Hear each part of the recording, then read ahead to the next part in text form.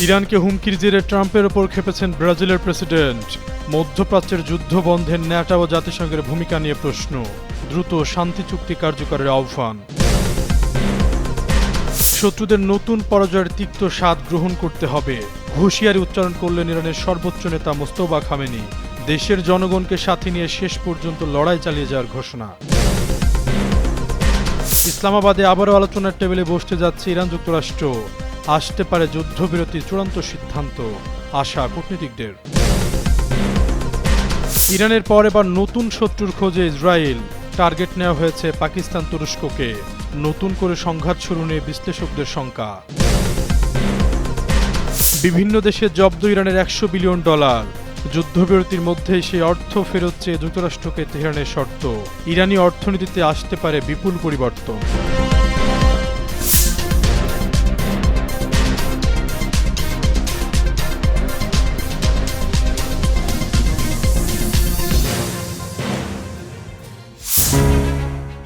মধ্যপ্রাচ্যে চলমান যুদ্ধ ইস্যুতে এবার মার্কিন প্রেসিডেন্ট ডোনাল্ড ট্রাম্পকে তিরস্কার করলেন ব্রাজিলের প্রেসিডেন্ট লুইজ ইনাসিও লুলা। তিনি বলেন, আমরা প্রতিদিন সকালে ঘুম থেকে উঠে এবং রাতে ঘুমাতে যাওয়ার আগে একজন প্রেসিডেন্টকে বিশ্বকে হুমকি দেওয়া বা যুদ্ধ ঘোষণা করতে শুনি। এগুলো থামানো উচিত, এভাবে চলতে পারে না। শনিবার স্পেনের বার্সেলোনায় আন্তর্জাতিক প্রগতিশীল নেতাদের সম্মেলনে দেওয়া বক্তব্যে এসব কথা বলেন তিনি আরও বলেন, মধ্যপ্রাচ্যের সংঘাত থামাতে ব্যর্থ হওয়ায় জাতিসংঘ নিরাপত্তা পরিষদের 5 স্থায়ী সদস্য দেশকে নিজেদের নীতি পরিবর্তন করতে হবে। বক্তৃতায় তিনি পরোক্ষভাবে যুক্তরাষ্ট্রের প্রেসিডেন্ট ডোনাল্ড ট্রাম্পেরও সমালোচনা করে বলেন, ট্রাম্প প্রায়ই সামাজিক যোগাযোগ মাধ্যমে ইরানকে লক্ষ্য করে কঠোর হুমকিমূলক বার্তা দিয়ে থাকেন। প্রতিদিন কোনো প্রেসিডেন্টের যুদ্ধের হুমকিতে বিশ্ব জেগে উঠতে পারে না। তিনি বিশ্ব শান্তি রক্ষায় দায়িত্বশীল দেশগুলোকে আরও কার্যকর ভূমিকা রাখতে গুরুত্ব আরোপ করেন। সম্প্রতি ইরান ও যুক্তরাষ্ট্রের মধ্যে চলমান উত্তেজনা এবং হরমুজ প্রণালীতে জাহাজ চলাচলে বিধিনিষেধের প্রেক্ষাপটে ব্রাজিলের প্রেসিডেন্টের এই মন্তব্যকে অত্যন্ত তাৎপর্যপূর্ণ বলে মনে করছেন বিশ্লেষকরা।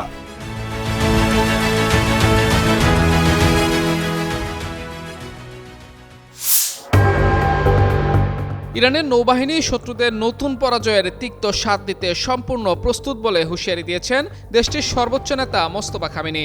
শনিবার ইরানের সশস্ত্র বাহিনী দিবস উপলক্ষে সামাজিক যোগাযোগ মাধ্যম এক্সে দেয়া একাধিক পোস্টে মোস্তফা খামেনি দাবি করেন, ইরানের সেনাবাহিনী যুক্তরাষ্ট্রের কুৎসিত ষড়যন্ত্র, পাহলভি শাসনের উত্তরসূরি এবং ইরানকে বিভক্ত করতে চাওয়া বিচ্ছিন্নতাবাদীদের মোকাবেলা করে এক মহাকাব্যিক সাফল্য অর্জন করেছে। তিনি বলেন, যেভাবে ইরানের সেনাবাহিনীর ড্রোন ও আকাশযান বজ্রপাতের মতো যুক্তরাষ্ট্র ও জায়নবাদী হত্যাকারীদের উপর আঘাত হানে, ঠিক সেভাবেই বীর নৌবাহিনীও শত্রুদের নতুনভাবে তিক্ত পরাজয় দিতে প্রস্তুত। মোস্তফা খামেনি আরও বলেন, ইরানের সেনাবাহিনী অন্যান্য সশস্ত্র বাহিনী সহযোদ্ধাদের সঙ্গে কাঁধে কাঁধ মিলিয়ে অবিশ্বাস্যভাবে দুই প্রধান শক্তির বিরুদ্ধে লড়াই করছে। ইসলামী বাহিনী ইতোমধ্যেই বিশ্ববাসীর সামনে ওই শক্তিগুলোর দুর্বলতা উন্মোচন করেছে। এদিকে 6 সপ্তাহ আগে দায়িত্ব গ্রহণের পর থেকে মোস্তফা খামেনি এখনও প্রকাশ্যে দেখা দেননি বা কোনো ভিডিও বার্তাও দেননি। এ অবস্থায় সামাজিক মাধ্যমে দেশটির সর্বোচ্চ এ নেতার এমন বার্তা ঘিরে নতুন করে আলোচনা তৈরি হয়েছে। বিশ্লেষকরা বলছেন, মোস্তফার এমন বার্তায় ইরানের সামরিক বাহিনী যুদ্ধে নতুন উদ্যম ফিরে পাবে।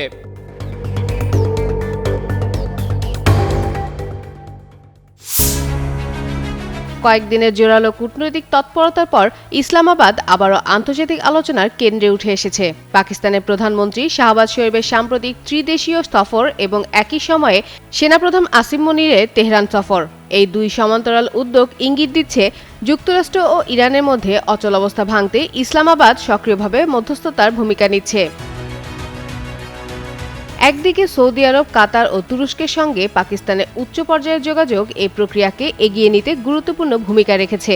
অন্যদিকে ইরানে গিয়ে দেশটির রাজনৈতিক ও সামরিক নেতৃত্বের সঙ্গে দীর্ঘ সময় বৈঠক করেছেন পাকিস্তানের সেনাপ্রধান, যা দুই পক্ষের মধ্যে আস্থা তৈরিতে সহায়ক হয়েছে বলে ধারণা করছে কূটনৈতিক মহল। এই প্রেক্ষাপটে আগামী সোমবার ইসলামাবাদে যুক্তরাষ্ট্র ও ইরানের মধ্যে দ্বিতীয় দফার উচ্চ পর্যায়ের শান্তি আলোচনার অনুষ্ঠান হওয়ার সম্ভাবনার কথা জানিয়েছে মার্কিন সংবাদ মাধ্যম CNN। সংশ্লিষ্ট সূত্রগুলোর বরাতে আরও জানা যায়, উভয় দেশের প্রতিনিধি দল রোববার পাকিস্তানে পৌঁছাতে পারেন। এর আগে দুই পক্ষ 2 সপ্তাহের একটি অস্থায়ী যুদ্ধবিরতিতে সম্মত হয়েছে, যা নতুন করে আলোচনার পথ খুলে দেয়। ইতিমধ্যে ইসলামাবাদ ও পার্শ্ববর্তী রাওয়ালপিন্ডিতে কঠোর নিরাপত্তা ব্যবস্থা নেওয়া হয়েছে। বিভিন্ন অঞ্চল থেকেও অতিরিক্ত নিরাপত্তা বাহিনী আনা হয়েছে, যা বড় ধরনের কূটনৈতিক আয়োজনের প্রস্তুতি ইঙ্গিত বহন করে। টানা 40 দিন যুদ্ধের পর গত 8 এপ্রিল 14 দিনের যুদ্ধবিরতি ঘোষণা করে যুক্তরাষ্ট্র ও ইরান। তারপর একটি স্থায়ী শান্তি চুক্তি স্বাক্ষরের লক্ষ্যে গত 11 এপ্রিল পাকিস্তানের রাজধানী ইসলামাবাদে বৈঠকে বসেন মার্কিন ও ইরানি প্রতিনিধিরা, যা 1979 সালের পর মার্কিন ও ইরানি কর্মকর্তাদের মধ্যে প্রথম সরাসরি সাক্ষাৎ এবং ইরানের 1979 সালের ইসলামী বিপ্লবের পর সর্বোচ্চ পর্যায়ের বৈঠক। তবে 21 ঘণ্টা ধরে আলোচনার পরও কোনো সমাধান ছাড়াই শেষ হয় এবং উভয় দেশের প্রতিনিধিরা নিজ নিজ দেশে ফিরে যান। তবে সাম্প্রতিক অগ্রগতিকে ইতিবাচক হিসেবে দেখছেন বিশ্লেষকরা। যুক্তরাষ্ট্রের পক্ষ থেকেও আলোচনা নিয়ে আশাবাদ ব্যক্ত করা হয়েছে, যদিও পাকিস্তানের পররাষ্ট্র মন্ত্রণালয় এখনো আনুষ্ঠানিকভাবে বৈঠকের তারিখ নিশ্চিত করেনি। তবুও চলমান কূটনৈতিক তৎপরতা ইঙ্গিত দিচ্ছে মধ্যপ্রাচ্যে উত্তেজনা কমাতে একটি গুরুত্বপূর্ণ অগ্রগতি সামনে আসতে পারে। ফাতেমা ফাতেহজান, যুগান্তর নিউজ। শিগগিরই শেষ হতে যাচ্ছে ইরান যুদ্ধ। মার্কিন প্রেসিডেন্ট ডোনাল্ড ট্রাম্পের এমন বক্তব্যে আস্থা না রাখলেও পাকিস্তানের ডাকে যুদ্ধবিরতির আলোচনায় সাড়া দিয়েছে ইরান। দেশটির কর্মকর্তারা বৈঠক করেছেন মার্কিন প্রতিনিধিদের সঙ্গে, যদিও প্রথম দফার আলোচনা কোনো সিদ্ধান্ত ছাড়াই শেষ হয়েছে। তবে দ্বিতীয় দফার আলোচনায় যুদ্ধবিরতি নিয়ে সমঝোতা হতে পারে বলে আশা করছেন বিশ্লেষকরা। এর মধ্যেই আন্তর্জাতিক মহলে নতুন এক প্রশ্ন উঠেছে, আর তা হলো ইরানের পর কে হতে যাচ্ছে ইসরায়েলের পরবর্তী নিশানা। ইরানের পর ইসরায়েলের প্রধান শত্রু হিসেবে পাকিস্তান ও তুরস্কের নাম শোনা যাচ্ছে। ইসরায়েলি বিশ্লেষক বুয়াজ গোলানি দেশটির দৈনিক মারিভে প্রকাশিত এক নিবন্ধে মধ্যপ্রাচ্যের পরিবর্তনশীল পরিস্থিতির দিকে ইঙ্গিত করেছেন। গোলানি বলেন, গত 3 দশক ধরে আলী খামেনির নেতৃত্বে ইরান ইসরায়েলের প্রধান শত্রুর ভূমিকা পালন করে আসলেও বর্তমান যুদ্ধ এবং অর্থনৈতিক বিপর্যয়ের কারণে দেশটির সামরিক সক্ষমতা বিপর্যস্ত হয়ে পড়েছে। ফলে মধ্যপ্রাচ্যের পরিবর্তনশীল পরিস্থিতিতে নতুন কোনো শক্তিশালী দেশ এই শূন্যস্থান পূরণে এগিয়ে আসবে। হিব্রু ভাষায় লেখা ওই কলামটিতে তুরস্ক বা পাকিস্তানকে ইরানের স্থলাভিষিক্ত হওয়ার দৌড়ে রাখা হয়েছে। গোলানি লিখেছেন, মনে হচ্ছে প্রতিযোগিতাটি এখন তুরস্ক ও পাকিস্তানের মধ্যে সীমাবদ্ধ। তিনি উল্লেখ করেন, দেশ দুটির শক্তিশালী সামরিক বাহিনী থাকলেও আশ্চর্যজনকভাবে ইসরায়েলের প্রধান মিত্র যুক্তরাষ্ট্রের সঙ্গে তাদের সুসম্পর্ক বিদ্যমান। এদিকে গত 1 সপ্তাহে ইসরায়েল ও তুরস্কের মধ্যে উত্তেজনা চরমে পৌঁছেছে।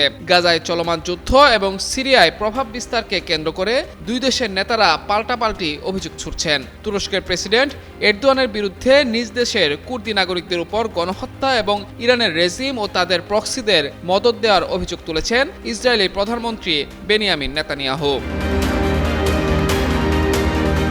অন্যদিকে ইরান যুদ্ধের সময় মধ্যস্থতাকারীর ভূমিকা পালন করলেও পাকিস্তানের একাধিক ঊর্ধ্বতন কর্মকর্তা ইসরায়েলের কড়া সমালোচনা করেছেন। সম্প্রতি পাকিস্তানের প্রতিরক্ষা মন্ত্রী খাজা আসিফ এক্সে দেয়া এক পোস্টে ইরানকে শয়তান এবং মানবতার জন্য অভিশাপ বলে অভিহিত করেছেন, যদিও পোস্টটি পরবর্তীতে মুছে দেয়া হয়। তবে খাজা আসিফের এই পোস্টের মাধ্যমে দুই দেশের মধ্যকার আদর্শিক সংঘাতের বহিঃপ্রকাশ ঘটেছে। মারিভের ওই নিবন্ধে গোলানি সতর্ক করে বলেন, ইরানের সঙ্গে লড়াই থেমে যাওয়ার পরপরই এই দুই দেশের যে কোনো একটির সঙ্গে সংঘাতের পরিস্থিতির জন্য ইসরায়েলকে অবশ্যই প্রস্তুত থাকতে হবে। আর এ কারণে আন্তর্জাতিক মহলে গুঞ্জন রয়েছে, ইসরায়েলের পরবর্তী টার্গেট হতে যাচ্ছে তুরস্ক কিংবা পাকিস্তান।